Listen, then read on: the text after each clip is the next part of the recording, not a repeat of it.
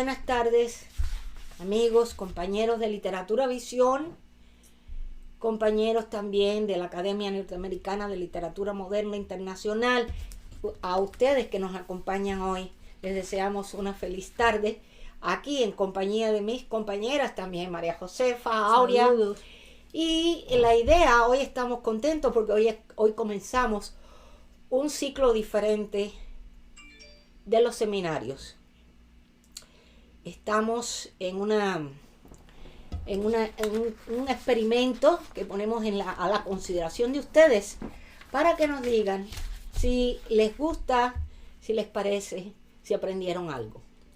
Y bueno, vamos a comenzar. Vamos a pasar un video sobre un poema y después hablaremos de eso. Voy a comenzar yo con un poema. ¿Estamos de acuerdo? Sí, señor. Tienen ustedes ya en mente lo que van a hacer, ¿verdad? Eso esperamos. Bueno, entonces voy a comenzar con un poema de Alfonsina Storni, que lo van a ver en sus pantallas y nosotros también. Adelante, corre video.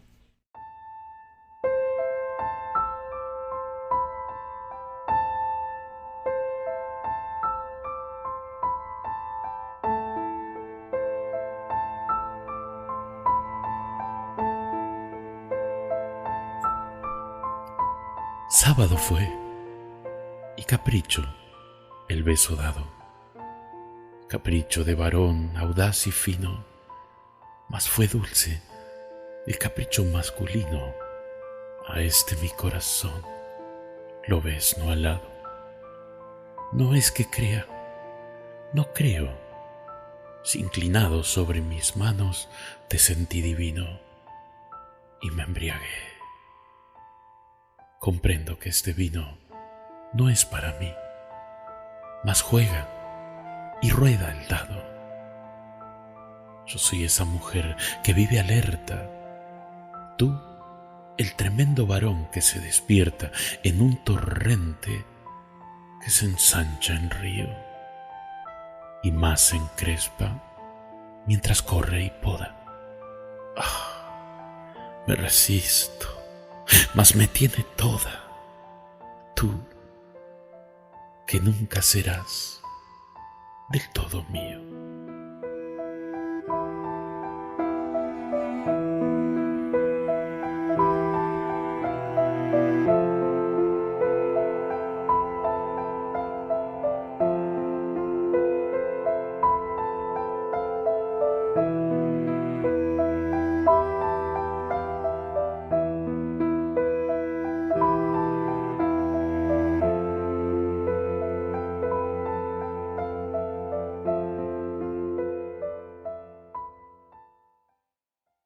Este soneto quizás sea la respuesta que Alfonsina le da en una carta que ella le escribe a un amigo suyo de nombre Horacio Quiroga, que se había ido a vivir a Misiones, allá en la selva junto al río, y él pretendía llevársela con él. En otras palabras, unos días antes él le había pedido que ella se fuese con él, lo acompañara. Tú que nunca serás, este poema que ella escribe, contiene una serie de figuras literarias que se utilizan en este poema tan especial, en este soneto. La tema, la métrica y la rima utilizada son comentarios estilísticos contextualizados de la poesía. Dentro de sus interpretaciones, las valoraciones personales, la mujer poeta deseaba en este poema, trataba y deseaba a un hombre como una relación esporádica, y ocurrió que se enamoró de él. Al contrario de lo que deseaba, fue él quien la atrapó, quien la sedujo. Ella sabe que nunca se entregaría a ella completamente, y al mismo tiempo que en un momento determinado él se va, pero se deja llevar por la situación. Ella cae sin darse cuenta, se va enamorando del hombre, y ahí ya, mujer precavida, pero por la fuerza de atracción de este hombre, rompe las barreras y se llena por completo. Cuanto más intima con él, más está entregada a esta relación esporádica, sabiendo que no hay una correspondencia por parte del hombre hacia ella y que después del encuentro no habrá nada más. Así vemos que en esta ocasión la poeta no puede evitar enamorarse de la persona que le gusta. Ella es correspondida en todo el poema, eso es lo que ella va demostrando a través de cada estrofa. Lo más destacable del poema es que utiliza un tipo de expresiones que el lector capta rápidamente. Recibe el mensaje de lo que la poeta quiere decir y en ningún momento sentimos que haya algo negativo en ello. Ahora, vamos a ver las pequeñas figuras literarias que van acompañando este análisis. No podemos ser muy extensos en esto porque le estaríamos robando tiempo a otros trabajos, pero dentro de lo que podemos decir en una forma muy rápida, podemos hablar que cuando ella dice el lobezno alado, está utilizando una metáfora y se refiere al corazón como un lobezno destacando la libertad y la fuerza salvaje de sus sentimientos. Un símil cuando dice me embriagué, comprendo que este vino, bla, bla, bla, y compara el sentimiento experimentado con lo que es el vino cuando se embriaga con él. Entonces destacando su intensa capacidad para alterar los sentidos. Tomamos también una hipérbole que dice tú que nunca serás del todo mío. Exagera la idea de que el varón no será totalmente suyo. Y al final una hipérbola que dice me resisto más, me tiene toda. Es una alteración del orden lógico de la palabra, enfatizar la lucha interna entre la resistencia y la rendición. Bueno, hasta aquí yo voy a dejar este análisis para darle paso a mi compañera María Josefa, porque ella probablemente tendrá algún poema. Bueno, traemos ahora a María Josefa para que ella nos hable de algún... ¿Qué poema tienes, María Josefa? ¿Qué has traído si vas a hacer algún Bueno, yo no traigo un poema, sino lo que traigo es una prosa de una de mis autoras favoritas, chilena, Gabriela Mistral, que tuvo una vida muy linda, fue educadora de grados elementales y después superiores.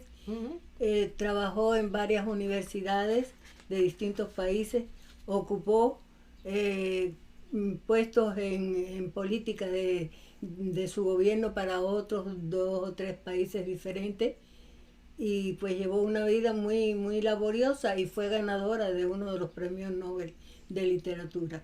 ¿Pero traes algún video para que el público pueda ver? Sí, traemos un video y espero que le guste al público. ¿Cómo se llama el trabajo que traes? Bueno, el trabajo que traigo se llama El placer de servir. Ay, qué interesante. Bueno, corre video, por favor. El placer de servir, me dijiste, Gabriela Mistral. Adelante, corre video.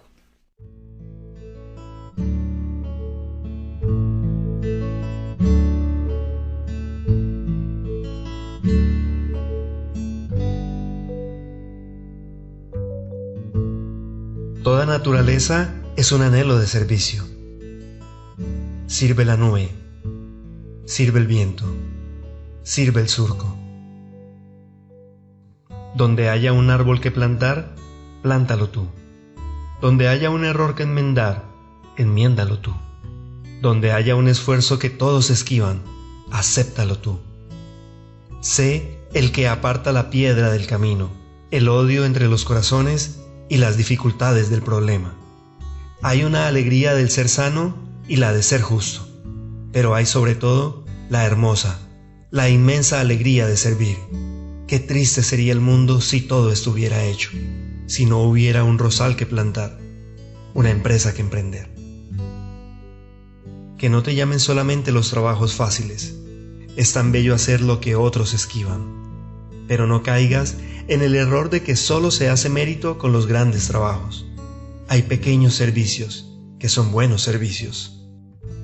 ordenar una mesa, ordenar unos libros, peinar una niña. Aquel que critica, este es el que destruye. Tú, sé el que sirve. El servir no es faena de seres inferiores. Dios, que da el fruto y la luz, sirve. Pudiera llamarse así, el que sirve. Y tiene sus ojos fijos en nuestras manos y nos pregunta cada día, ¿serviste hoy? ¿A quién? ¿Al árbol? ¿A tu amigo? ¿A tu madre?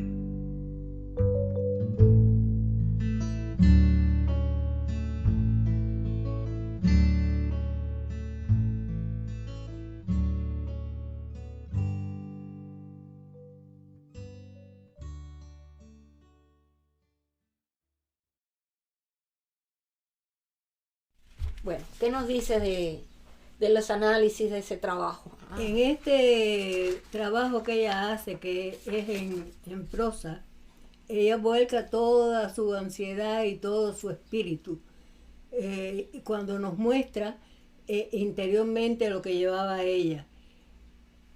Está escrito en prosa, la autora se interesa por la forma de su poema que no notamos aquí que hayan grandes cambios literarios, pero sí nos interesamos en el fondo. Exacto. De su poema. Bueno, ¿qué se dice? Podríamos decir, ¿qué se dice de la naturaleza de ese trabajo con respecto al servicio? Bueno, ella nos indica algo que todos los humanos sabemos, que todos nosotros, aunque no lo creamos, necesitamos el servicio de los demás, del servicio del otro y dar y también aportarlo nosotros cuando sea necesario. Porque todos dependemos unos de los otros para poder vivir. El hombre no es como un castillo que vive solo en él. El hombre necesita de todo el ambiente que le rodea, de su medio entorno, para poder llevar una vida fructífera, feliz y bonita. Bueno, ¿y qué se dice respecto al servir del humano? Bueno, el humano tiene que servir porque así se sirve a la patria cuando la patria nos necesita. Así servimos a los niños cuando ellos nos necesitan. Así servimos a la madre tierra cuando ella necesita que abran sus surcos para sembrar en ellos. Así necesitamos nosotros también en todos los sentidos tener la disposición a la ayuda sin reparos de ninguna clase y rápidamente cuando veamos que en un caso se necesita la intención nuestra de poner allí nuestro buen criterio y nuestra buena voluntad. Es verdad. Bueno, pero entonces también creo que en esa prosa ella toca, por ejemplo, lo que algo sobre Dios, o sea, lo que ella habla sobre Dios en esa prosa. ¿Qué más o menos puedes decir? Bueno, es que en la diáfana cristiana estamos acostumbrados a buscar en el libro sagrado de la Biblia todas las encomiendas que el Hijo del Padre vino y nos dejó. Y una de sus encomiendas favoritas era la de serviros los unos a los otros y amaos los unos a los otros, así como yo os amé. Servir no es nada que te defiera o te reduzca en tu capacidad, porque no tienes que ser una persona humilde para servir. Servir debe ser un sentimiento que debe aflorar y crecer en ti como crece una rosa en un rosal. Bueno, ¿y cómo sería el mundo si todo estuviera hecho? Pues el mundo sería muy feo si todo estuviera hecho y los seres humanos caminarían como si fueran autómatas de un lado al otro sin saber qué hacer. Bueno, entonces está bien. ¿Y cuál en esta prosa sería la idea principal que Gabriela Mistral pudo hacernos entender a través de esta prosa? Que debíamos estar siempre dispuestos a dar nuestra ayuda, a servir. Que debíamos evitar a los seres que se dedicaban a criticar, porque eso es lo que, lo que trae los problemas en la vida, que no debíamos pertenecer a ese bando y que debíamos aportar nuestra buena palabra y dedicarnos a hacer trabajos pequeños sin importar que ellos no sean que nos den mucho mérito, porque no hay más cosas más lindas que hacer que, por ejemplo, arreglar una casa, arreglar una biblioteca, peinar a una niña. Son trabajos pequeños que no nos desmeritan, pero pueden dar una gran ayuda a otro ser humano. Esto es muy interesante. Bueno, a María Josefa, ¿eso es todo lo que nos tienes que decir? Bueno, puedo decir también que esto que ella escribe en este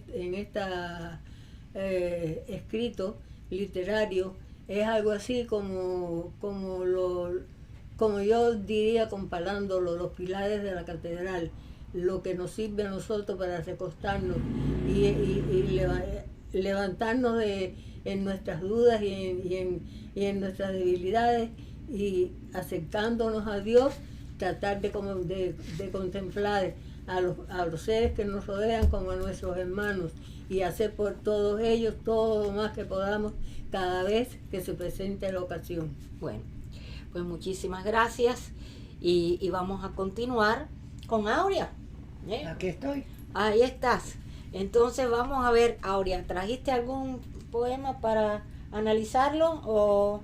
Sí, traigo No te rindas. Ajá.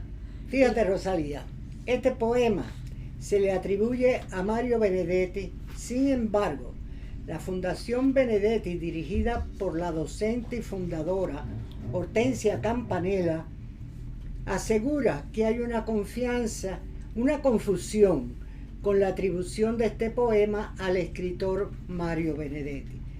Quizás porque tiene su poema No te salves. Ah, perfecto. En cuestión... Vamos entonces ¿trajiste el video para que lo vea el público? ¿Cómo no? Bueno, pues entonces, sí. Corre el video No te rindas, actualmente de Mario Benedetti.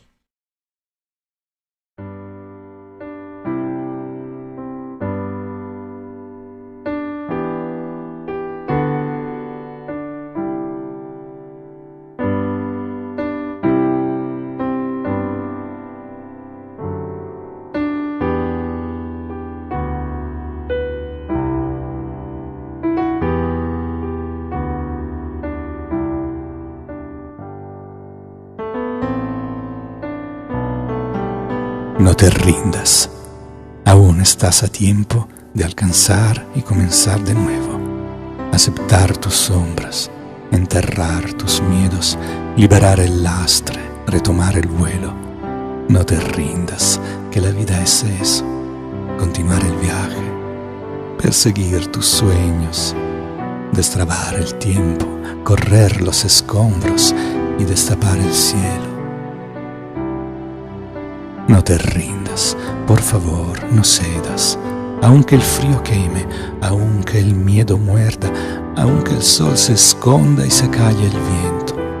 Aún hay fuego en tu alma, aún hay vida en tus sueños, porque la vida es tuya y tuyo también el deseo, porque lo has querido y porque te quiero, porque existe el vino, el amor, es cierto, porque no hay heridas que no cure el tiempo.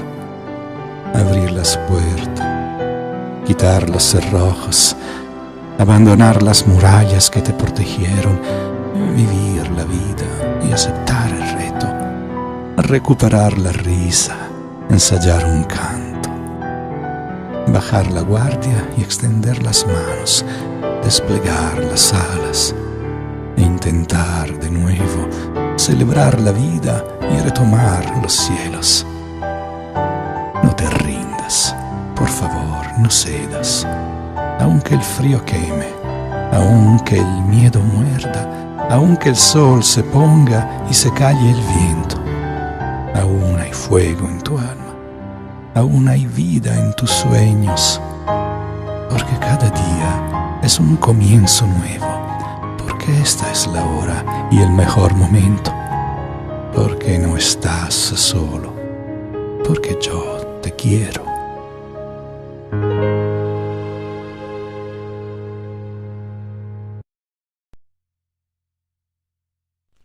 Bien.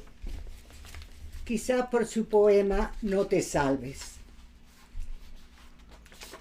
Esa es la equivocación, la confusión que Sí. existió con respecto al título. Sí, pero la fundadora Hortensia Campanella asegura que hay una confusión con la atribución de este poema al escritor Mario Benedetti. Quizás por su poema No te salves. Ya. Bueno, Aurea, si analizamos el poema, ¿de qué trata más o menos?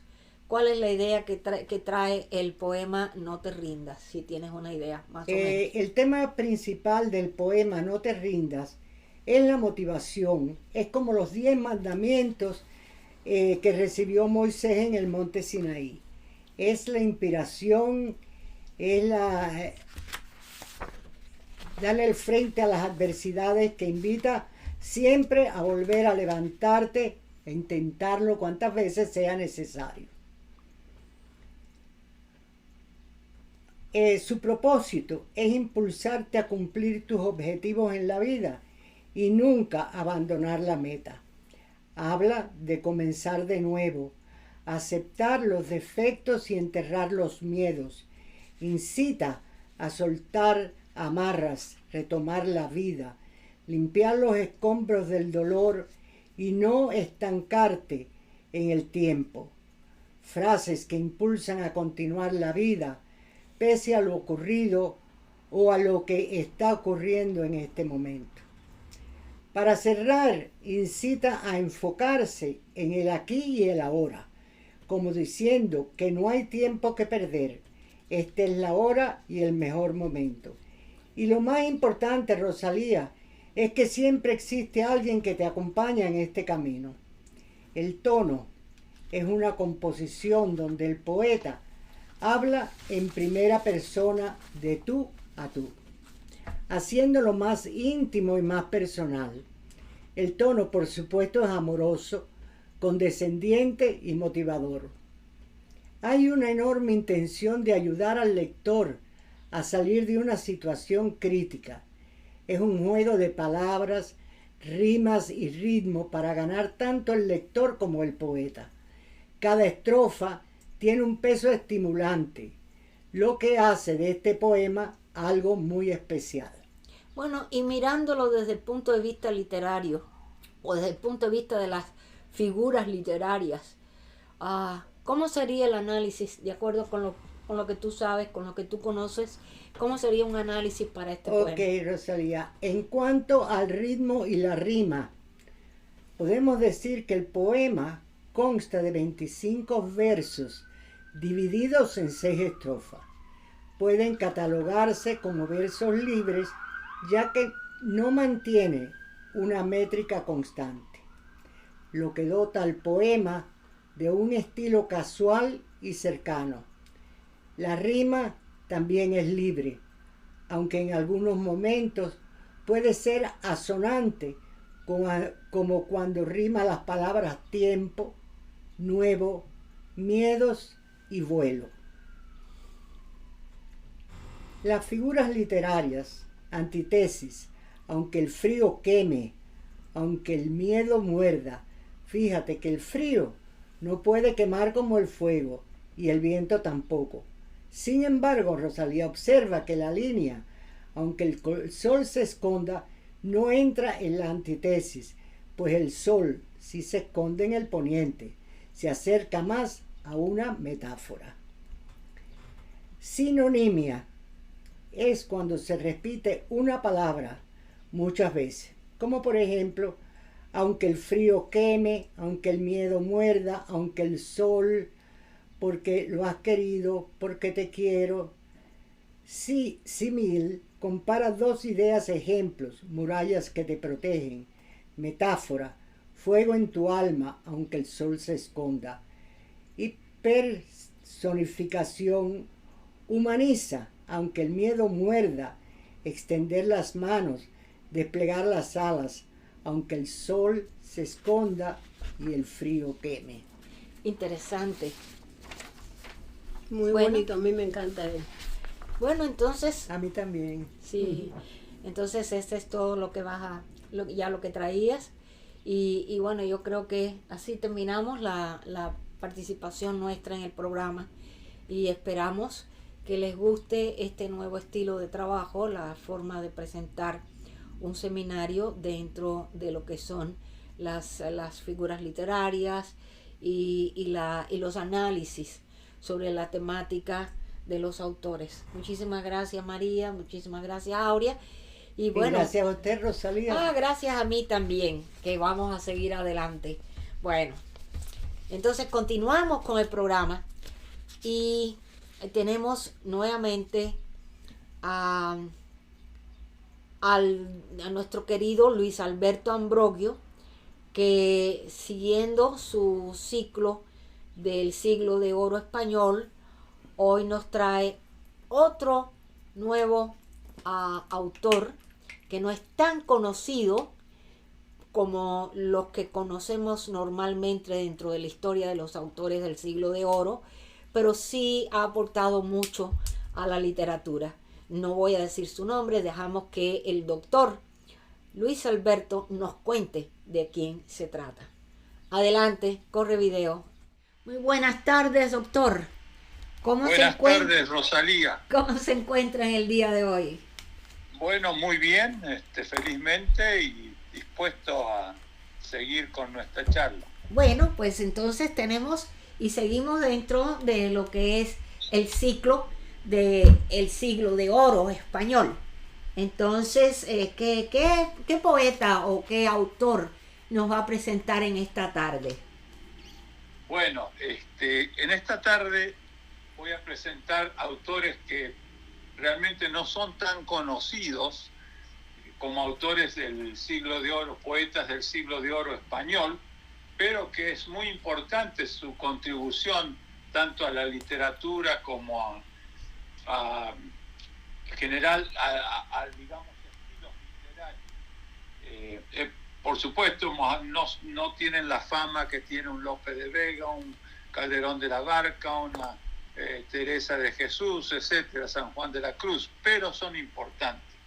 En este mes voy a compartir a dos escritores importantes del siglo de oro español. Uno se llama Juan Boscán, que por supuesto no es tan conocido como son los otros, pero sin embargo tiene tanta importancia que es importante traerlo a colación. Él nació en Barcelona en 1487 y falleció también en Barcelona en 1542. Nació en el seno de una familia catalana de letrados y mercaderes importantes. Por eso llegó a servir en las cortes de Fernando II el Católico y de Carlos V desde 1514, y fue incluso el mentor y preceptor del duque de Alba. Pero en 1539 abandonó la corte y se estableció ya definitivamente en Barcelona. En ese mismo año contrajo matrimonio con Ana Girón de Rebolledo, y su casa se convirtió interesantemente en un centro de tertulia literaria. ¿Por qué enfatizo el hecho de que es una figura importante dentro del siglo de oro español? Porque a él, a Juan Boscán, se le debe la introducción en la lírica castellana de la métrica y la versificación italianas. Esa idea surgió del embajador veneciano Andrés Navallero durante una conversación en Granada, y contó enseguida con la aprobación de Garcilaso de la Vega, que era un buen amigo de Juan Boscán. Así que esta es una de las contribuciones grandes a la literatura española, porque esta literatura pasa en gran parte por la lírica italiana. Todo esto, por supuesto, se debe también a su gran amistad que tuvo con Garcilaso de la Vega, con quien publicó incluso muchos de sus poemarios conjuntamente. A él, a Juan Boscán, se le atribuyen dentro de la poesía española la introducción del verso en decasílabo y, por supuesto, del soneto. Por supuesto, al hablar del soneto en español, el soneto español, siempre nos referimos a Garcilaso de la Vega, pero fue realmente Juan Boscán quien le enseñó el arte de los encadenados y la lírica petrarquista. Las composiciones de ambos, de Garcilaso de la Vega y Juan Boscán, aparecieron conjuntamente en 1543 en 3 volúmenes, en los que se muestra la evolución de la versificación castellana desde el primer libro de poemas a la definitiva adopción de la métrica italiana en las poesías del segundo libro, precedido por la carta a la duquesa de Soma, en la que expone y justifica su elección y que constituye un auténtico tratado de poética renacentista, que es una de las características de la poética del siglo de oro español. En el primer libro italianizante, como dicen, aparecen sonetos y canciones, mientras que en el siguiente, en el segundo, en el que se encuentra el poema clásico Ero y Leandro, escrito en decasílabos blancos, Boscán incorporó el cultivo de nuevas formas como la elegía, la epístola en tercetos y el uso de la octava real en poemas de mayor extensión.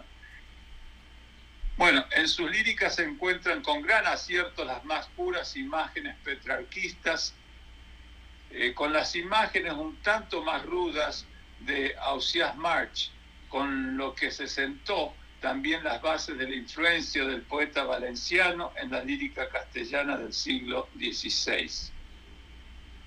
También Boscán tradujo, además de su obra poética, tiene una obra como traductor, entre ellas la traducción al español del Cortesano, de Baltasar Castiglioni, publicada en el año 1534. Bueno, podríamos decir mucho más detalles de este poeta, pero creo que hemos destacado por lo menos lo más importante.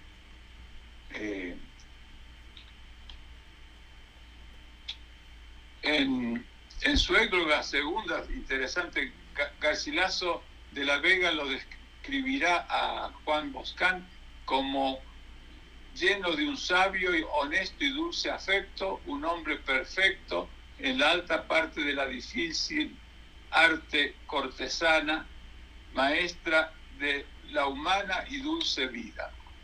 Y así tiene una serie de menciones muy importantes, Garcilaso de Juan Boscán. Bueno, voy a leer un pequeño poema de Juan Boscán para cerrar este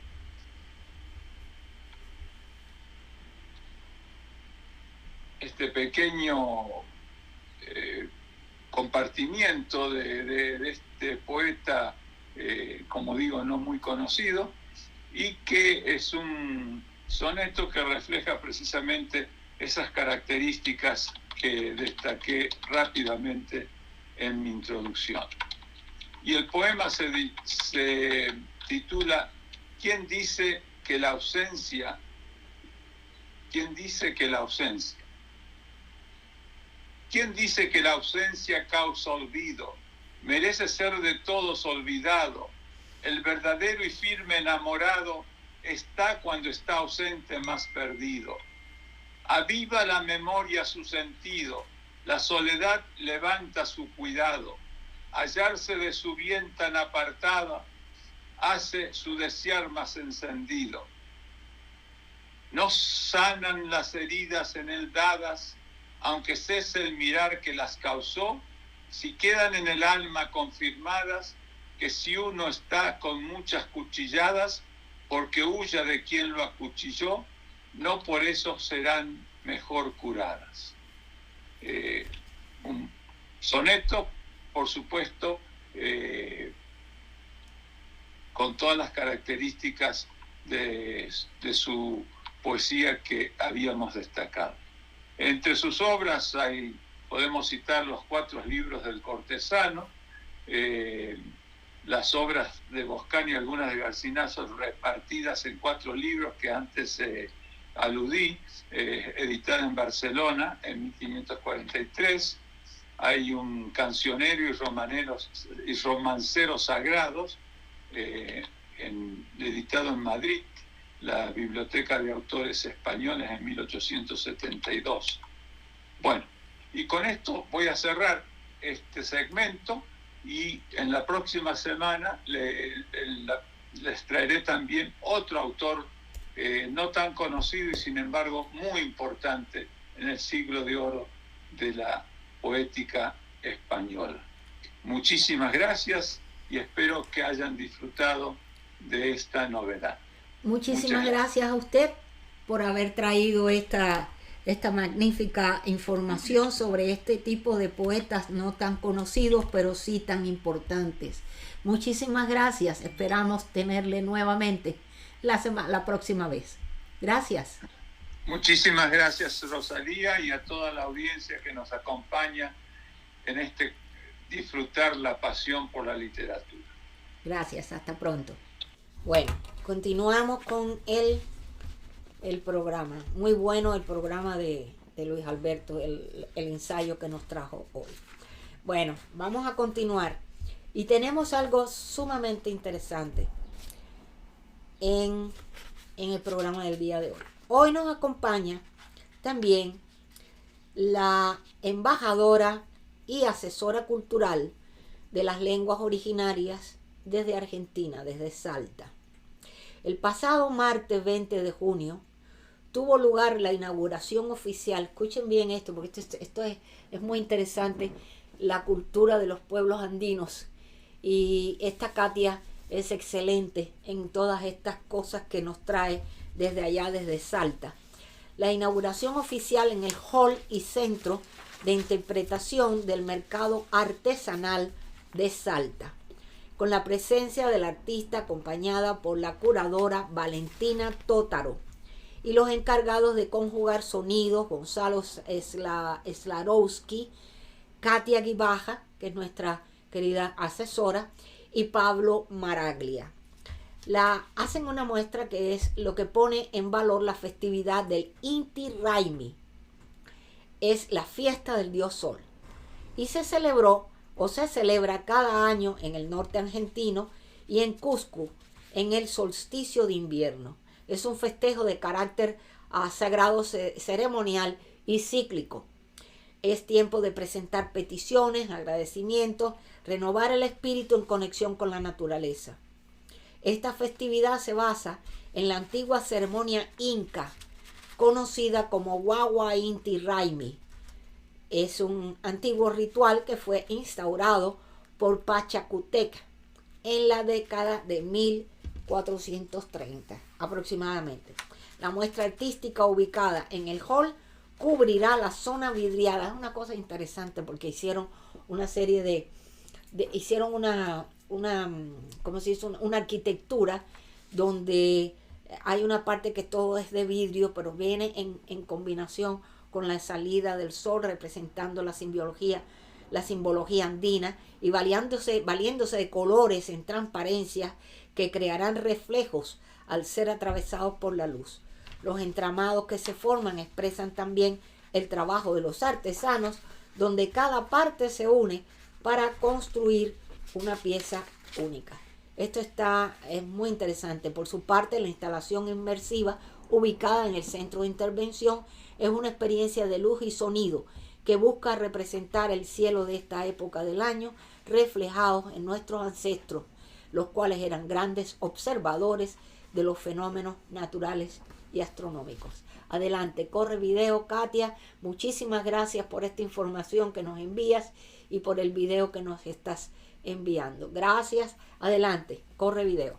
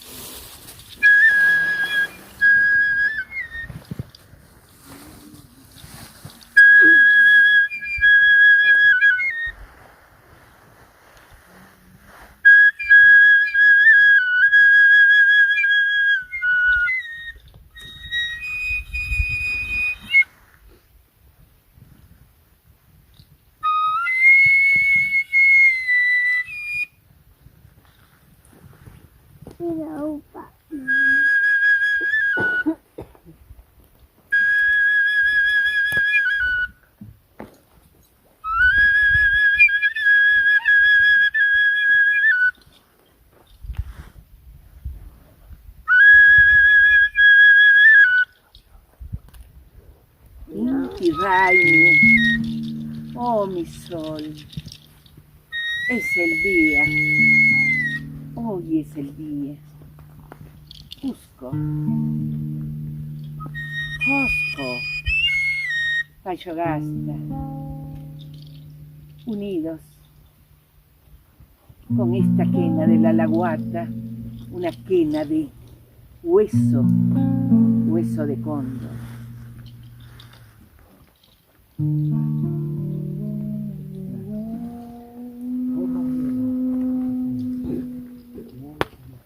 Mi nombre es Katia Gibaja, soy psicolingüista, hablo el idioma quechua y contarles que estoy viniendo representando al Museo de Arqueología de Alta Montaña, estoy en Acción Cultural y Calidad de Servicio. Y también soy generadora de este proyecto, El Mamba a la Escuela, que se inauguró en el año 2009. O sea que ya vamos 14 años y hoy estamos en Metán con todos los alumnos de las secundarias, las técnicas, y vamos a hablar sobre el patrimonio tangible Niños Incas del Llullayacu, esta herencia ancestral que tenemos, que se los encontró apenas muy cerquita de Chile, pero en territorio argentino y en Salta. Hablaremos las últimas investigaciones y trabajaremos muchísimo acerca de por qué tienen esa protuberancia en la cabeza a los niños más pequeños, que está significando que la doncella tenía 15 años pero no tiene esa protuberancia en la cabeza. Y también vamos a trabajar muchísimo sobre muchos aspectos del idioma quechua, como por ejemplo Catacuxianmi, que significa criopreservación o crioconservación. Bueno, me despido, mozos puncha y inticama, hasta un nuevo día de sol, o tincunanchiscama, hasta un nuevo encuentro, o tupananchiscama, hasta volvernos a encontrar. Gracias, Añay. Bueno, ahora continuamos. Está muy bonito, sobre todo la música. Entonces, vamos a continuar ahora con un video que nos han enviado desde España. Y lo preparó María del Carmen Aranda, nuestra vicepresidente del capítulo Reino de España, desde allá. Entonces tenemos que el pasado día 26 de mayo, fíjense bien, porque esto es muy importante para todos los miembros de la academia. El pasado día 26 de mayo, la ANLM y presentó un evento auspiciado por el excelentísimo señor Anatolio Ndong, embajador de la Misión Permanente de Guinea Ecuatorial ante la ONU. El propósito de presentar este evento ante las Naciones Unidas fue para mostrar la presencia del idioma español como interconexión cultural y además como segunda lengua en los Estados Unidos y en otros países donde el idioma principal es el idioma materno. Pero hoy el asunto es diferente, tocando este aspecto que nos interesa mucho desde San Millán de la Cogolla. La escritora María del Carmen Aranda, vicepresidente, como les dije, del capítulo Reino de España, nos regala un excelente reportaje. Y se trata con 3 de sus compañeros, los que ya pertenecen a nuestra academia, son ellos Nelly Santos, José Luis Marín Aranda y Basilio Rodríguez. Nos muestran plantaditos allí en un lugar importantísimo en España, el camino de la lengua, punto central marcado con una piedra donde se inició el idioma español. Ay, qué lindo. Y de ahí ellos nos van a explicar cuál fue el recorrido en los diferentes lugares por donde el idioma fue incluyéndose o caminando a través de diferentes regiones hasta que llega a la América y regresa nuevamente. Así es que vamos a dar la bienvenida a estos 4 para que nos expliquen exactamente el camino de la lengua española. Adelante, corre video. Muy buenos días, buenas tardes, buenas noches. Desde Madrid, España, María del Carmen Aranda, vicepresidente de la Academia Norteamericana de Literatura Moderna Internacional en el capítulo Reino de España. Es para mí un placer y un honor enviar un fortísimo abrazo virtual a nuestra querida presidenta y fundadora, la doctora Rosalía de la Soledad, y a todos los miembros académicos del equipo que conforman Literatura Visión. Gracias por este programa tan enriquecedor. Hoy estamos de fiesta, de gala. Hace un mes y algo estuvimos un 26 de mayo en Nueva York, en la sede de las Naciones Unidas, ponderando la importancia de la lengua española como interconexión cultural.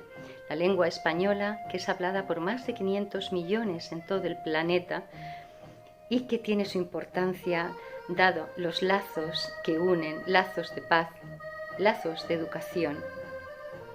Y por ello lo estamos celebrando, pero además estamos celebrando también que 3 miembros de la delegación de Madrid han asistido a un congreso muy especial, un congreso donde se ha realizado en la cuna donde nació la lengua española, es en Millán de la Cogolla.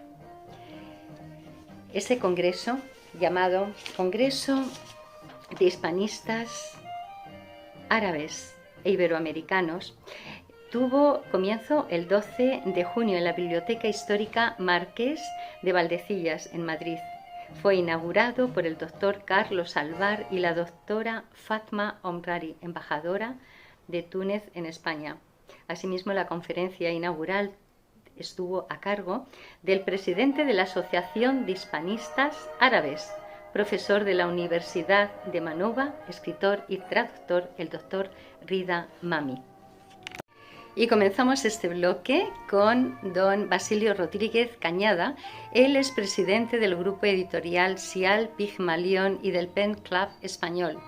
Sus obras literarias han sido traducidas desde el árabe al italiano, griego, ruso, inglés, francés, catalán.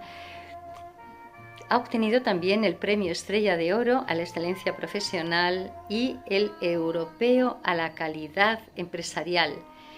Premios en poesía como el Gómez de Lama, Rafael García o el galardón Aurelio Arturo.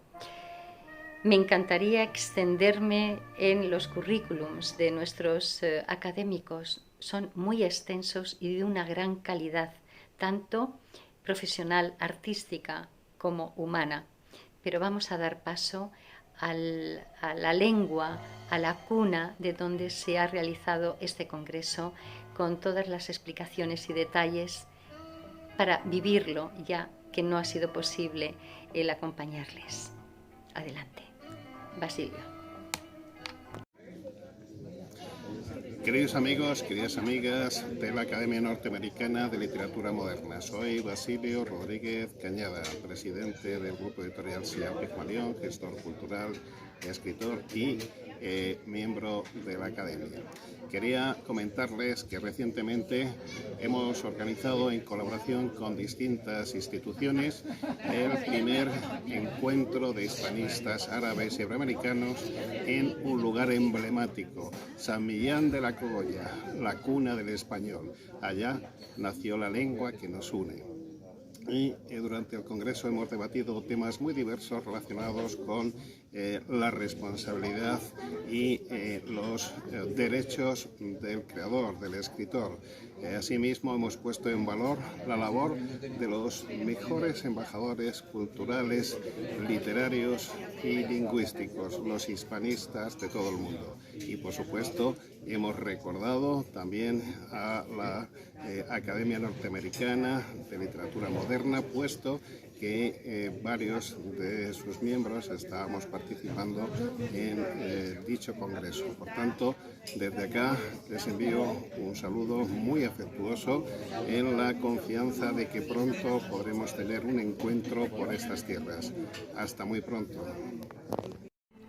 Gracias, Basilio, por estos minutos que nos has dedicado. Sabemos que estás volando hacia México y no ha sido posible extenderse más, pero como una introducción perfecta. Gracias. Pasamos a presentar a don José Luis Marín Aranda. Él es miembro del patronato de la Fundación de la Biblioteca Nacional de España, así como de la Asociación de Escritores y Artistas Españoles. Ha obtenido también numerosos premios, pero sí me gustaría citarles, porque la lista sería casi interminable: el Premio Internacional de Poesías y al Pigmalión en 2018 y el Premio Escriduende al Mejor Libro de Poesía Ilustrado en la Feria del Libro de Madrid del 2018, Versos para Van Gogh. Además, también Premio Juan Felipe Herrera al Mejor Libro de Poesía en Español en la organización ILBA, el International Latino Book Awards de California, Estados Unidos, y también la medalla de oro en la International Awards Ceremony de los Latino Books. Su lenguaje es directo y claro, y escribe sobre la memoria de lo íntimo y de lo que acontece en la realidad de hoy, con métrica castellana y estrofas llenas de musicalidad y reflexión. Adelante, José Luis. Queridos amigos, en esta tarde calurosa de final del mes de junio, desde España envío un cariñoso saludo a doña Rosalía de la Soledad, como representante de la Academia Norteamericana de Literatura Moderna Internacional. Este saludo lo hago extensivo a todos los miembros de la Academia. Quiero comentarles también, aprovechando esta oportunidad, comentarles un evento que recientemente hemos tenido en San Millán de la Cogolla, un monasterio español, cuna del idioma castellano, y bueno, es un lugar singular, maravilloso, en el que hemos tenido unas jornadas, un grupo de hispanistas árabes e iberoamericanos, en donde ha habido una gran integración, una gran amistad y comunicación, y se han desarrollado además una serie de ponencias muy interesantes que seguro son también del interés de los académicos de la Academia Norteamericana. A mí me ha tocado hablar de un par de temas. Uno de ellos ha sido el lenguaje como eslabón de la multiculturalidad, y el otro he hablado de la intertextualidad de los escritores. No cabe duda, decía yo, en relación al lenguaje, que constituye cualquier idioma un hecho singular, un hecho cultural en sí mismo.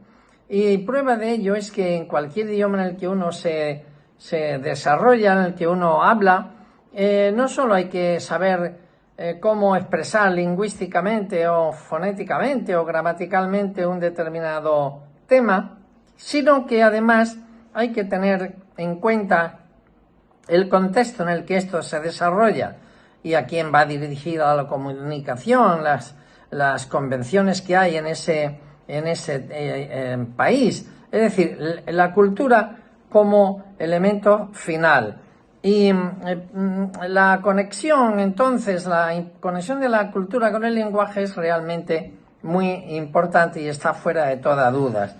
Yo lo utilizaba como elemento introductorio para el debate, entendiendo, como decía, que el lenguaje es el pilar fundamental, el eslabón que interrelaciona la palabra, escrita o hablada, con los demás hablantes, y puesto todo ello en contexto desde el punto de vista cultural.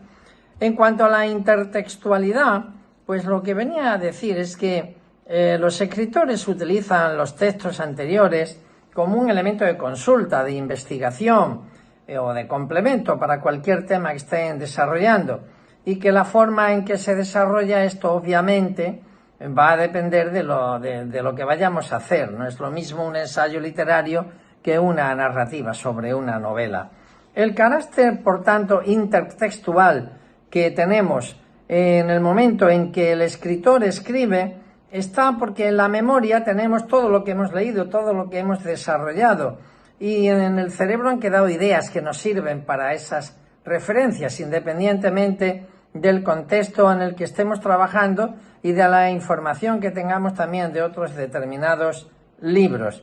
Lo que representa en definitiva es que la voz, nuestra voz, está influenciada por otras voces que escribieron primero y que de alguna manera dejaron ahí un pozo, dejaron establecido un determinado camino que nosotros utilizamos y que nos sirve como una dependencia mutua, digamos, entre lo que han escrito otros y lo que nosotros también escribimos.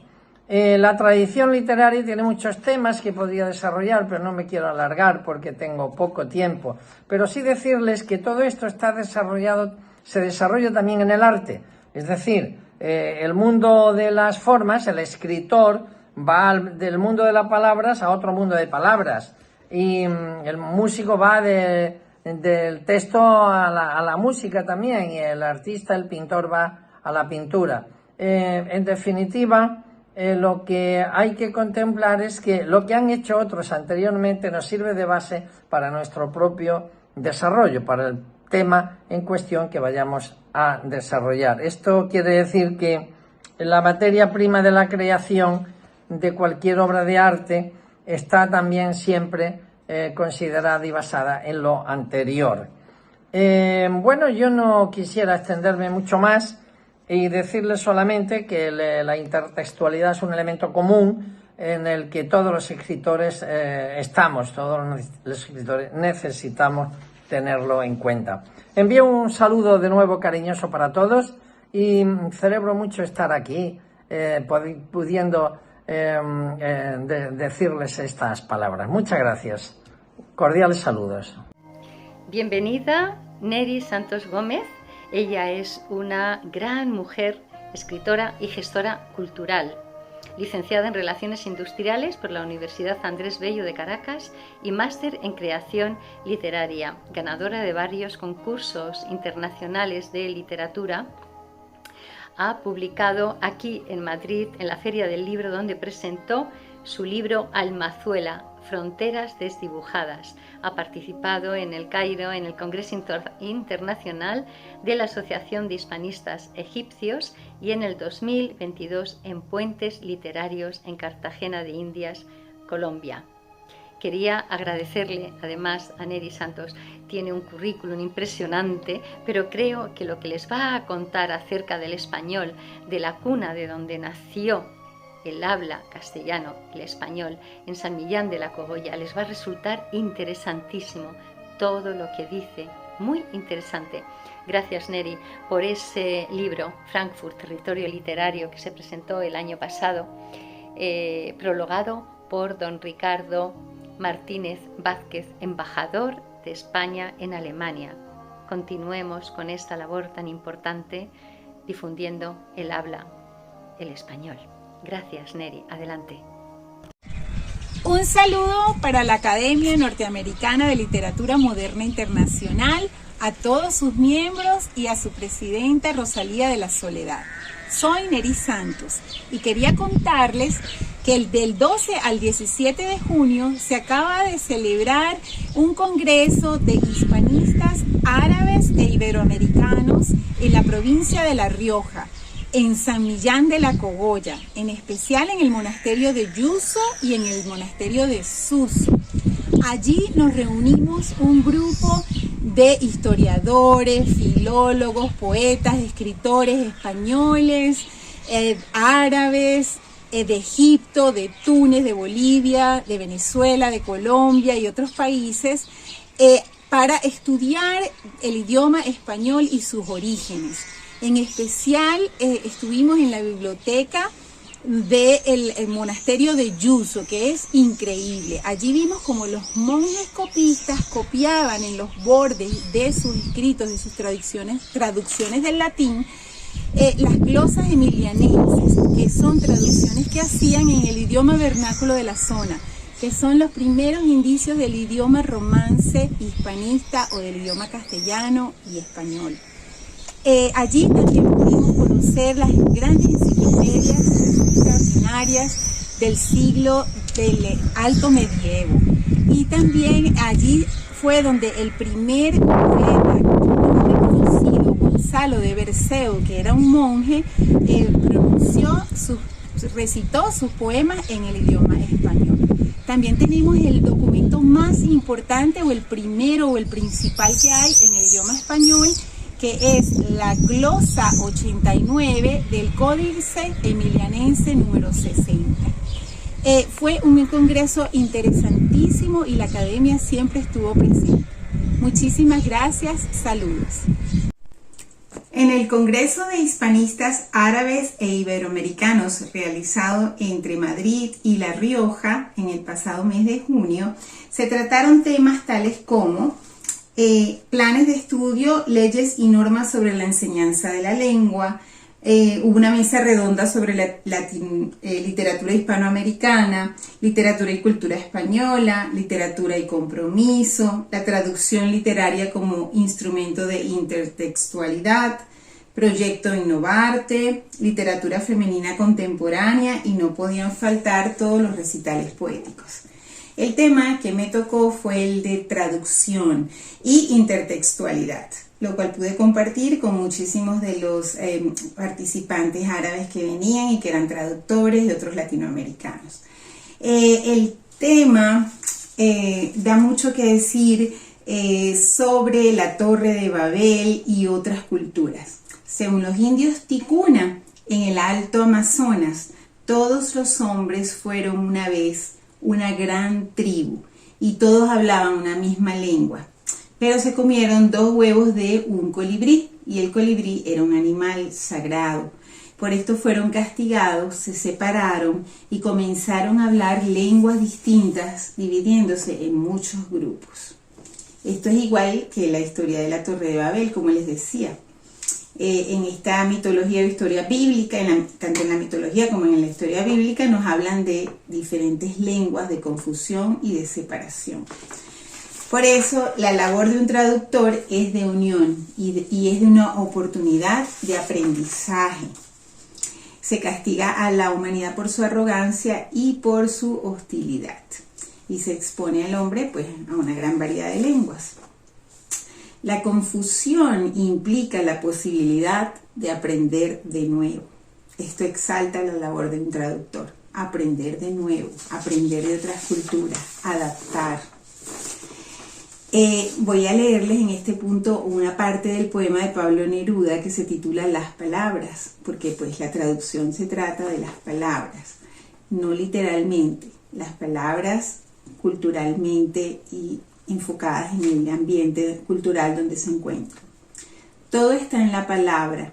Una idea entera cambia porque la palabra se trasladó de sitio o porque otra se sentó como una reinita adentro de una frase que no la esperaba, que le obedeció.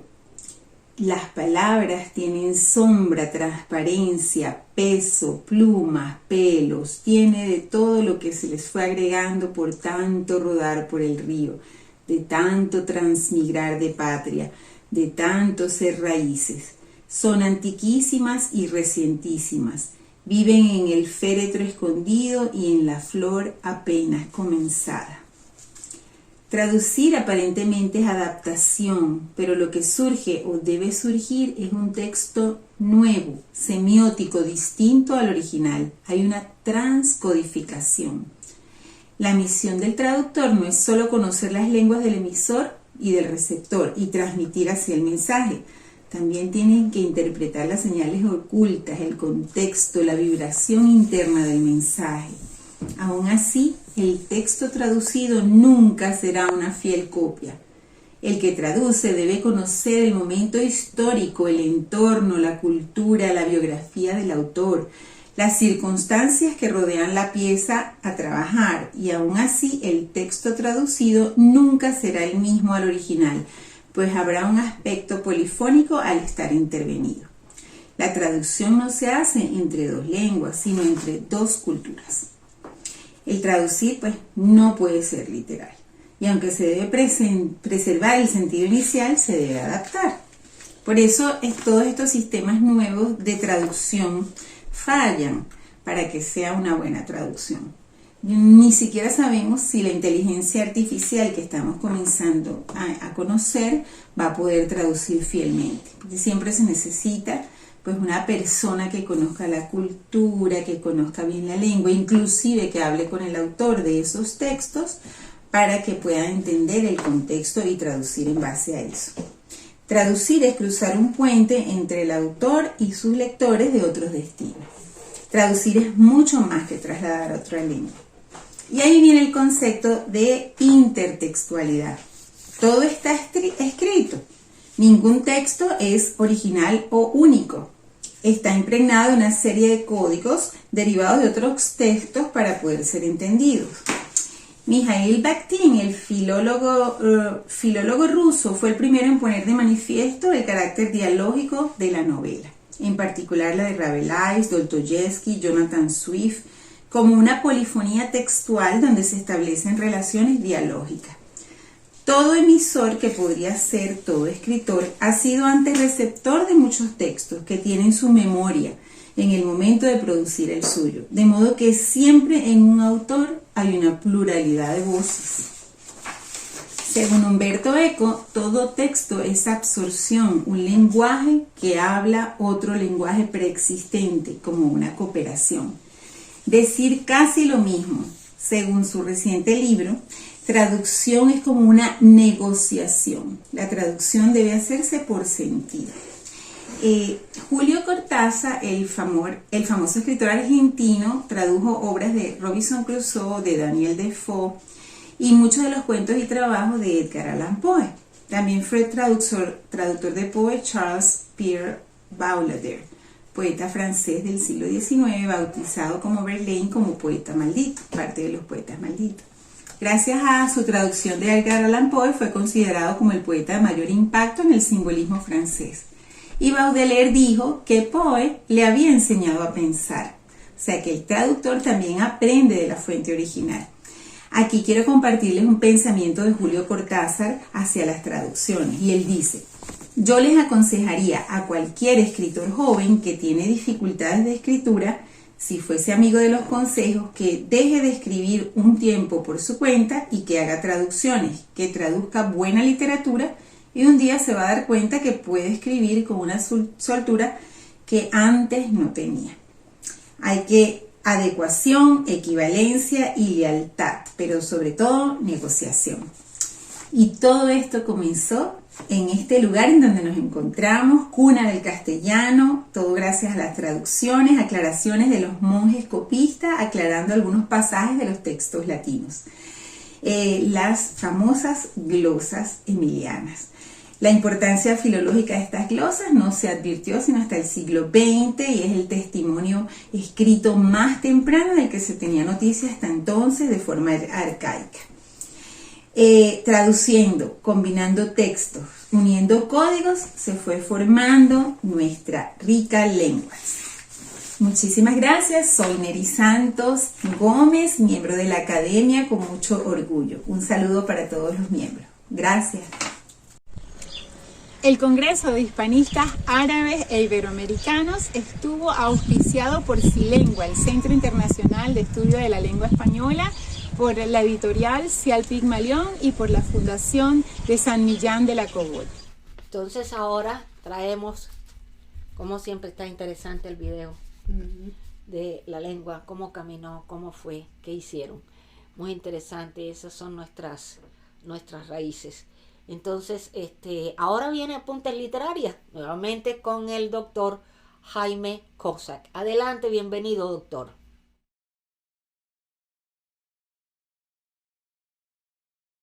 Hola, buenas tardes, amigos compañeros y amigos de la Academia Internacional de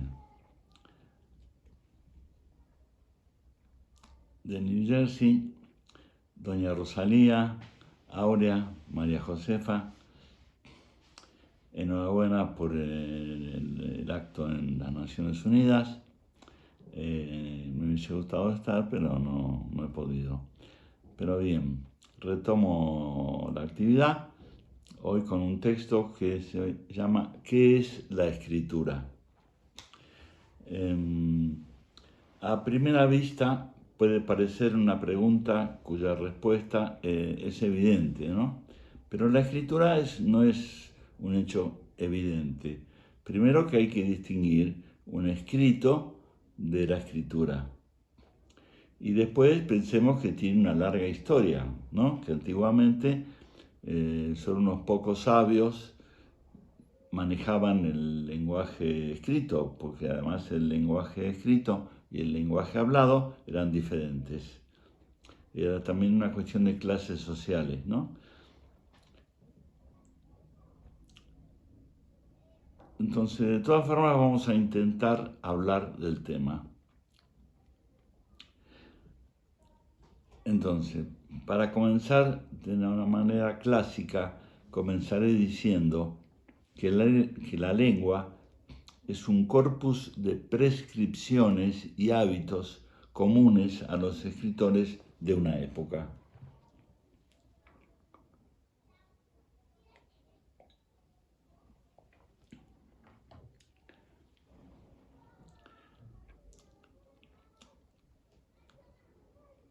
Común a los escritores de una época tanto en prosa como en poesía, porque hay obras de teatro escritas en verso, que es una escritura, y sin embargo está hecha para declamar.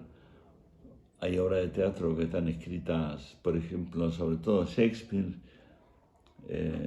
o García Lorca, que son textos literarios, no es una obra, una comedia al uso.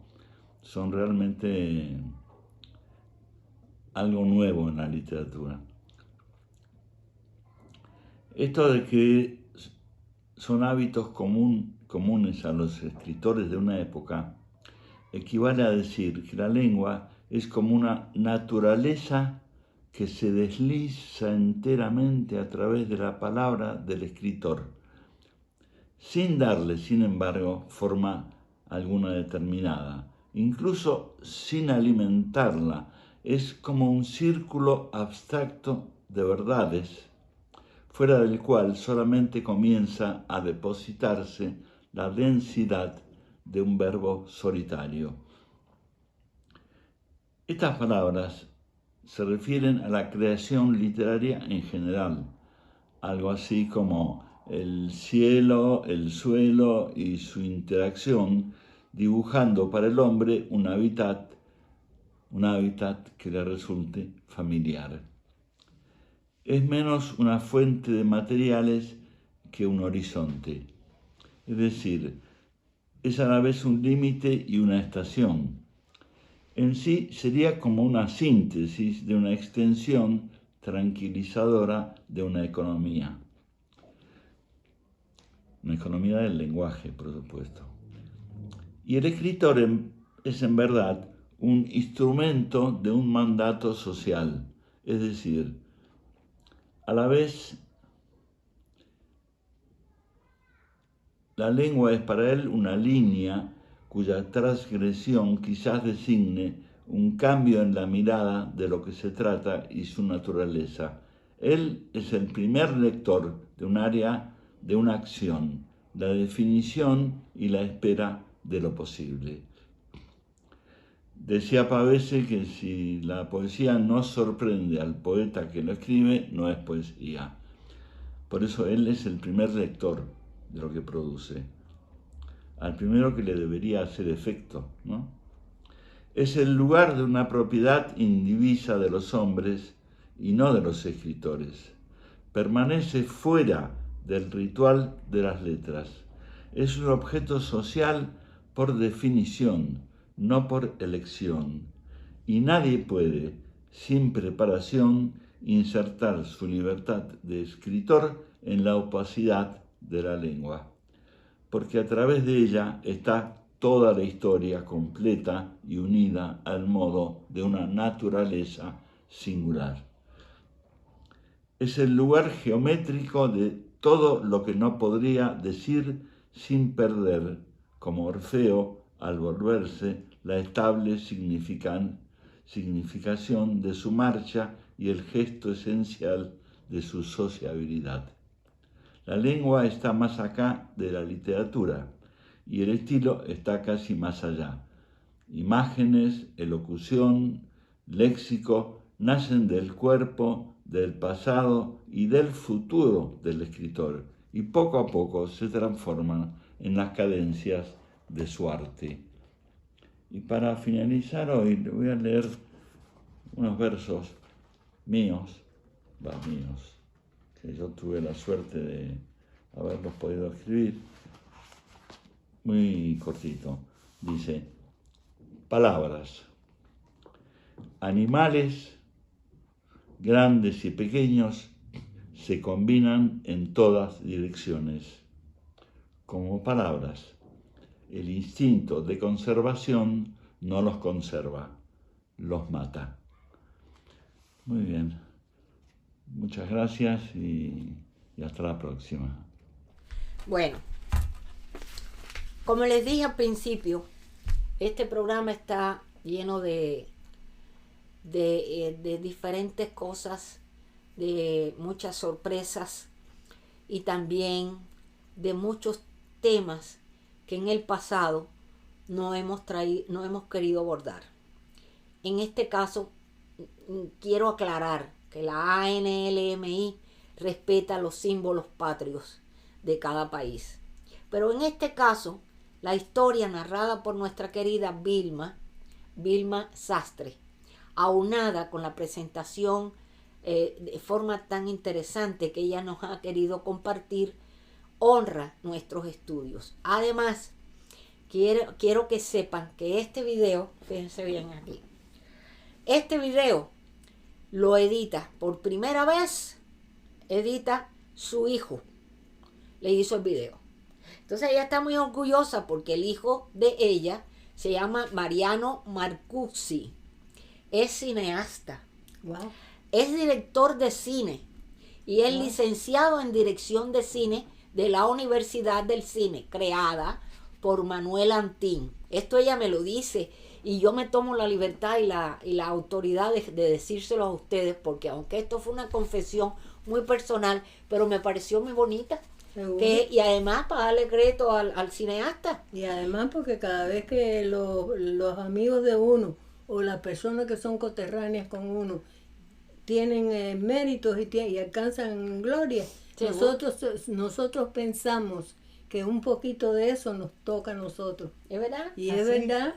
Seguro, porque cuando hacen cosas malas nos tocan también. Pero no lo decimos, pero eso no lo decimos, no le damos crédito. Pero nos peleamos con el que viene a querernos echar fastidiar. Eso en cara. Bueno, pero en este caso le damos las gracias a Mariano Marcucci y además yo decía que, como me comentó Vilma, es director de la de cine de la Universidad del Cine, creada por Manuel Antín, quien fuera un gran director de cine argentino.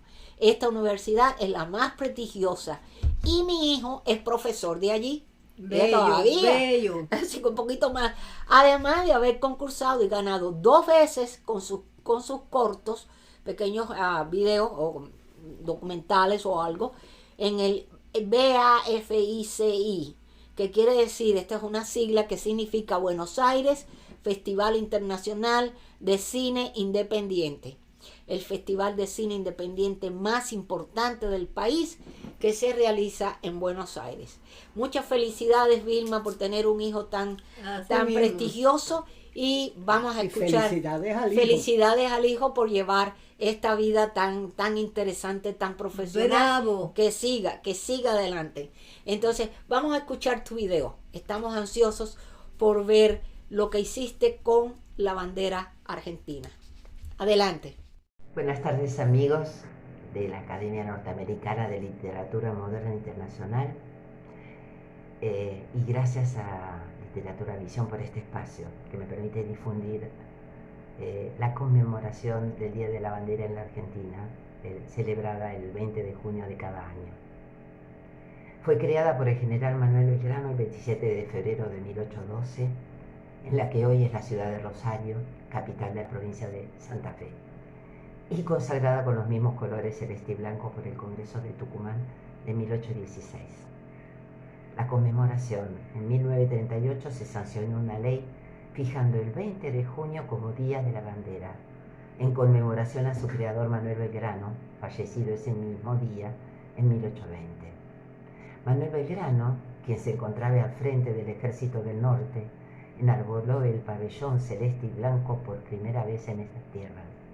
Se trataba de dejar de utilizar el emblema que desplegaban las tropas contra las que se combatía, pero también era un acto de heroísmo. ¿Quién fue Manuel Belgrano?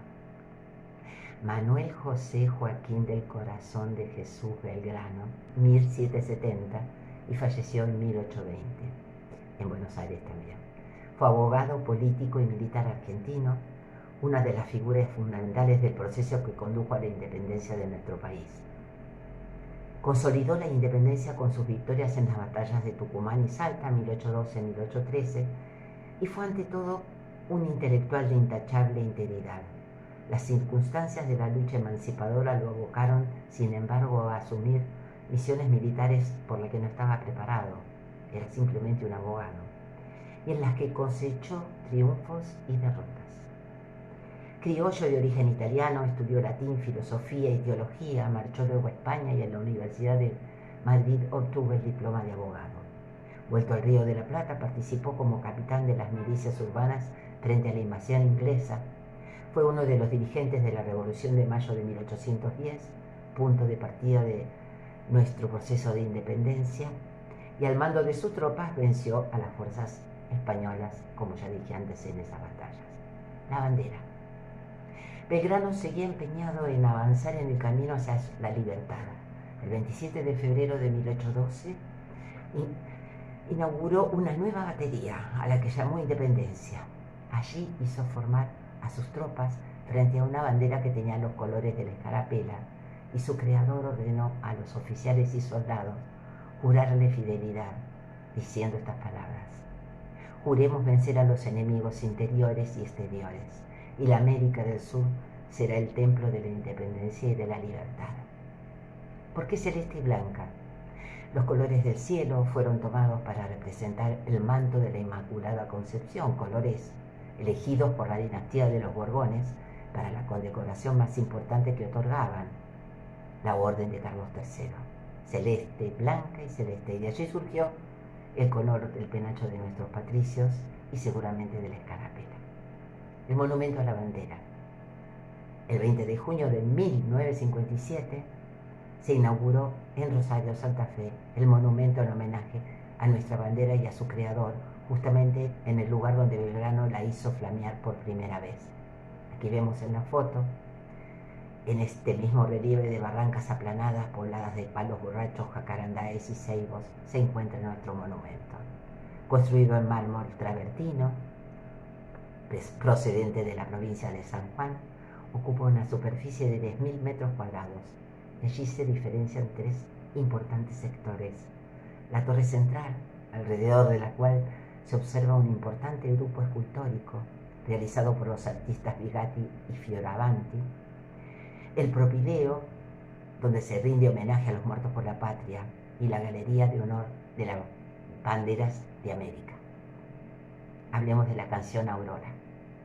Las estrofas del saludo a la bandera, conocida como Aurora, fue compuesta en en 1906. El gobierno encomendó esta tarea al ítalo argentino Héctor Paniza y en 1908 Aurora fue representada por grandes artistas en el Teatro Colón de la ciudad de Buenos Aires.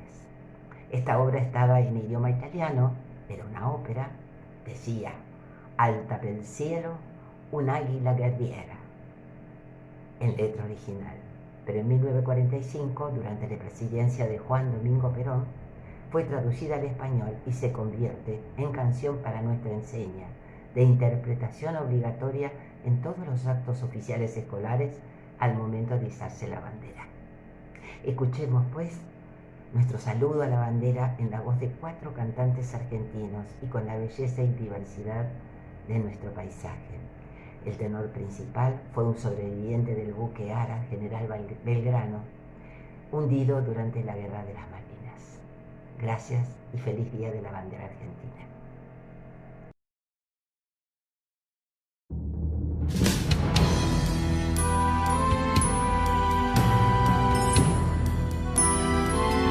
Alta en el cielo, un águila guerrera, audaz serena, en vuelo triunfal.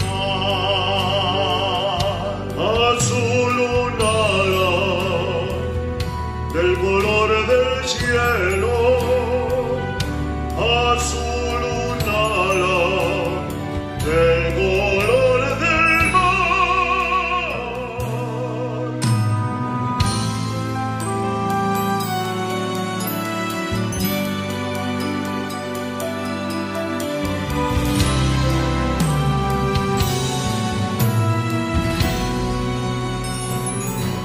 así en el alta, aurora irradial, punta de flecha, el áureo rostro imita, y forma estelar al purpurado cuello del ala español, el águila es bandera.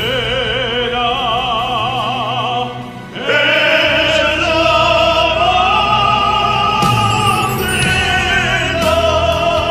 de la patria mía, del sol nacida que me ha dado Dios. Es la bandera de la patria mía, del sol nacida que me ha dado Dios.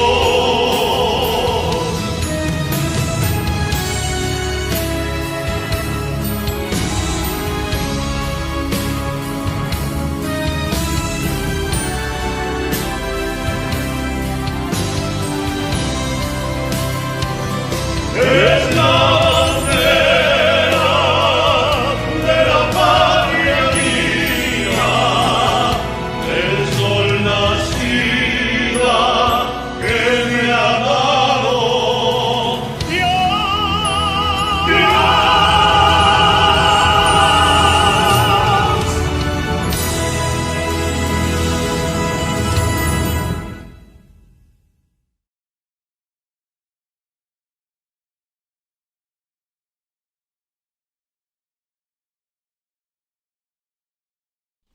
¿Les gustó?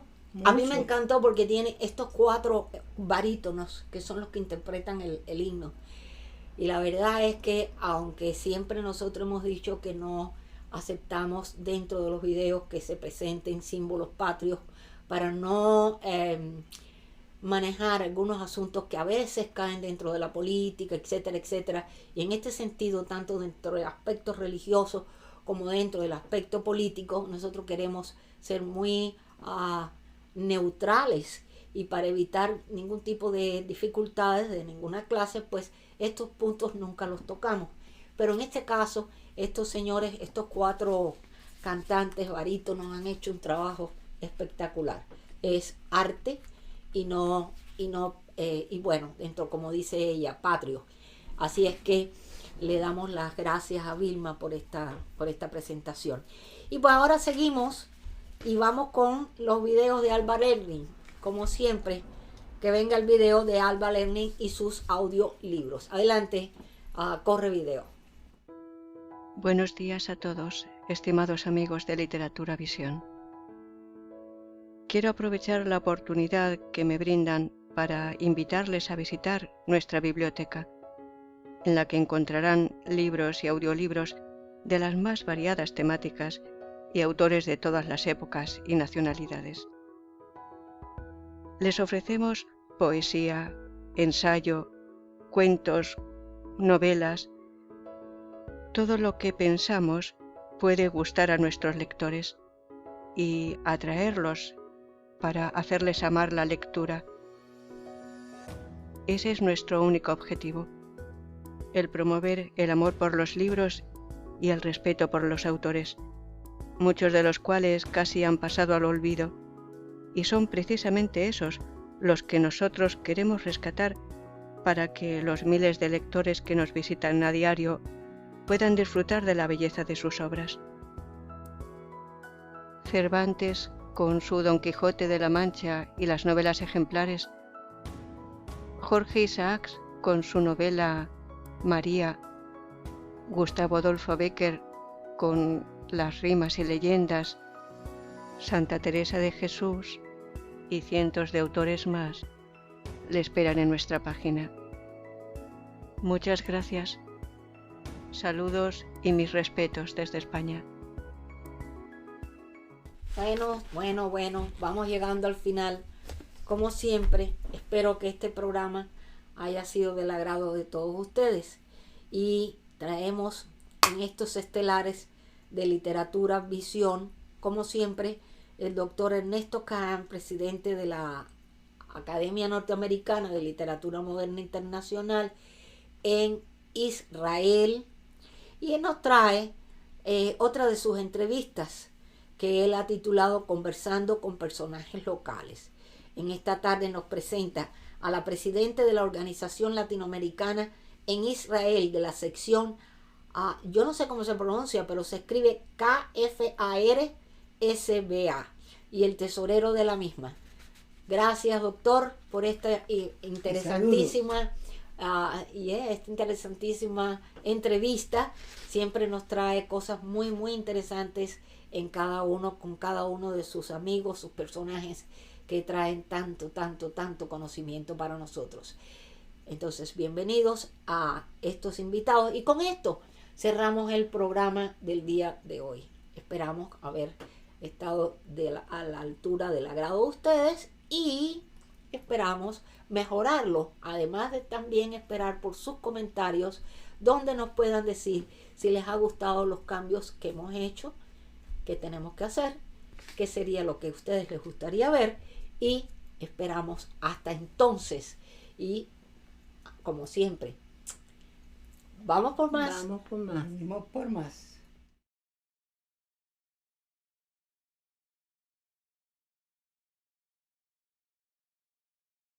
Queridos amigos de Literatura Visión, nuevamente entrevistando a personajes de habla castellana en Israel.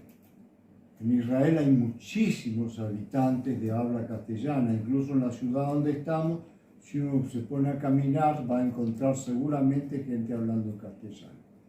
Bueno, continuando con el tema anterior, del capítulo anterior, que hablamos de la migración y la problemática que existe en el inmigrante cuando es de una lengua diferente a la que del país de migración. Vamos hoy a trabajar con un video muy interesante, una entrevista con dos personajes muy importante que les va a interesar seguro, porque tienen relación con la ayuda que le hacen a los inmigrantes, pero en este caso solamente a los inmigrantes de habla castellana. Queridos amigos, En primer lugar, quiero que se presenten a los miembros de Literatura Visión de la Academia Norteamericana de Literatura Moderna e Internacional. Primero a ti, querida amiga, presidente, ¿no? Por favor, preséntate. Bueno, hola a todos los amigos de Literatura Visión. Mi nombre es Ariana Hiddekel, nací en la Argentina, inmigré a Israel hace 21 años y presido la institución llamada OLEI, Organización Latinoamericana en Israel. SNIF Farsaba. O sea, la sucursal de Farsaba. Exactamente. Mauricio. Mi nombre es Mauricio Senmil. Hola amigos, empiezo nuevamente. Mi nombre es Mauricio Senmil, soy argentino, tengo tan solo 92 años. Llegué al país en el año 2000, no me escapé de la Argentina, vine por mis propios medios porque tenía familia acá y acompaño a Ariana desde hace muchísimos años en la comisión directiva, actualmente como tesorero.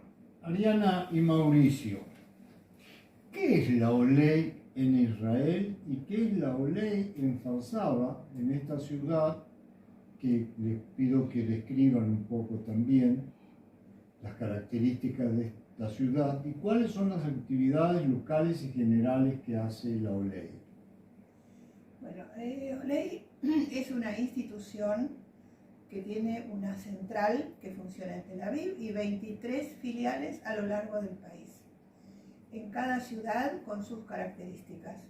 La OLEI Farsaba es en este momento la filial más grande entre todas las filiales y tiene como objetivo ayudar al nuevo OLE y también al que no es tan nuevo OLE. OLE, o sea, es un inmigrante al país. O sea, hay mucha gente que llegó al país hace unos cuantos años y encuentra en la OLEI un lugar donde puede llevar a cabo diversas actividades culturales, muchos cursos, conferencias, proyecciones de películas con traducción al español y que llenan de alguna manera nuestra vida en esta ciudad. Yo diría haciendo un muro de contención de lo que es la ansiedad de un inmigrante, llegando nuevo o transcurridos los años de residencia en el país. Me imagino que hacen también excursiones, viajes, películas, conferencias. Sí, hacemos paseos dentro del país con guías en español, eso sí,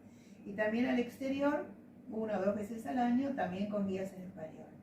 Todos los meses hay conferencias con conferenciantes de primer nivel y películas 2 veces al mes. E inclusive, para aquellos que viven un poquito más lejos, tenemos un sistema de combis que los reúne y los trae a la OLEI, porque es el día viernes.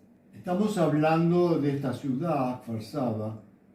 ¿Cuánta gente hay aquí en Farsaba? ¿Cuántos habitantes? ¿Cuánto tiempo? ¿Cuántos habitantes de Latinoamérica? Farsaba debe tener unos 120.000 habitantes aproximadamente. Los latinoamericanos debemos ser algo más de 2.000 y inmigrantes nuevos en general no llegan últimamente. Los que estamos desde hace muchos años y para eso le brindamos una actividad en la OLEI. Vamos a hacer un brindis con un vino Malbec de Mendoza, de Argentina. Buenísimo, ¿sí? buenísimo. No quiero hacer propaganda y decirles cuál es. Y vamos a brindar por la cordialidad humana, por la paz y por los latinoamericanos de habla castellana en Israel. Salud. Bueno, salud. Y Lejaim. Lejaim. Lejaim es por la vida en castellano. Lejaim, vida. Vida, sí. Sí, señor. Muy rico. Muy rico. Bueno, amigos, yo quería mostrar que esta organización, la OLEI, tiene una revista bastante interesante, muy interesante, que tiene muchas cosas. Dime, ¿qué hay en esta revista y qué es lo que más le gusta a la gente? Esa revista es una revista mensual que nosotros sacamos, que tiene alrededor de 300 ejemplares de tiraje, que se distribuye entre nuestros socios en forma gratuita, la distribución, por medio de compañeros que actúan como carteros voluntarios. Enviamos también fuera de la ciudad, que va por correo. Ahí hay muchas colaboraciones de gente socia que colabora con determinados artículos. Hay publicidad, hay detalle de todas nuestras actividades, de los cursos, de las conferencias, de lo que programamos para este mes y de lo que programamos y de lo que está por venir en el He visto que hay mucha cosa cultural. Sí. Incluso a mí me han publicado poesía. Sí, ¿no es señor, cierto? hemos publicado poesía y lo que es interesante es que la gente espera ansiosamente el comienzo del mes para recibir la revista, leerla, disfrutarla y poder participar de todo lo que ofrecemos. Yo pienso que es muy importante, no solo para aquí, para lo que hacen, sino para los extranjeros, que puedan saber cómo son las relaciones de la comunidad latinoamericana con la sociedad israelí en Israel. Entonces, ¿cuáles son los contactos que tiene esta asociación con las autoridades locales y cuáles son los contactos que hay en general en la institución israelí con las autoridades generales? Bueno, dentro de la ciudad estamos relacionados bastante íntimamente con todo lo que es la municipalidad de la ciudad. Es decir, somos reconocidos e inclusive se declaró un día especial en la ciudad, el día 18 de julio, que recuerda el día del atentado a la comunidad israelita en Buenos Aires, en la República Argentina. Tenemos acceso directo a la municipalidad, a la intendencia de la ciudad, y hay dentro de ahí también una sección destinada al apoyo de la llegada de inmigrantes y a las actividades que nosotros hacemos para ellos. La ULEI tiene levantado en una plaza cerca, aquí frente a la IRIA, un monumento que representa el atentado a la AMIA y a la Embajada de Israel. Está compuesto por 2 placas enormes, donde en cada una de ellas hay pájaros cayendo de acuerdo a la cantidad de muertos que se produjeron en cada uno de los atentados. AMIA es la Asociación Mutual Israelita Israelita en Argentina, de Buenos Aires. Bueno, hasta ahora hablamos de las relaciones de la institución o ley con la alcaldía de Forzaba. ¿Cómo son las relaciones entre la institución y las autoridades o instituciones nacionales? Bueno, en este momento porque ha llevado bastante trabajo llegar a esto, que la institución está llevando adelante un lobby dentro de del Parlamento de Knesset, que es el Parlamento israelí, para interesar a varios diputados que se encuentran comprometidos de alguna manera con el tema de la inmigración, para que tomen especial interés en lo que es la inmigración de los países de Latinoamérica. Lo interesante es que los que forman parte de ese comité y del lobby hay muchos israelíes, no hay argentinos que se preocupen, algunos que otros hay. Eso es lo bueno. Eso es muy importante y yo, como es una asociación totalmente democrática, hay gente que son de distintas ideas religiosas y no religiosas, hay gente que no es religiosa, gente religiosa de un tipo, de otro tipo, y eso es muy bueno, es por los latinoamericanos lo que ustedes hacen. Correcto. Como es costumbre en todos los reportajes que yo hago, siempre le pido a las personas reporteadas, en función de la experiencia que tienen, que nos den un mensaje a la academia, a todos los miembros de la academia Norteamericana de Literatura Moderna e Internacional y a la gente que está en contacto con la academia.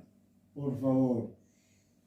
Bueno, en base a todo esto que estuvimos hablando, creo que el mensaje sería invitar a todos los grupos de migrantes latinos que van a distintos países, que si todavía no lo han hecho, es una buena oportunidad también de reunirse para trabajar en pro de aquellos que están llegando, de brindarles una casa cálida, un lugar donde reunirse, donde hablar el idioma y donde aprender tantas cosas que aún nos quedan por aprender.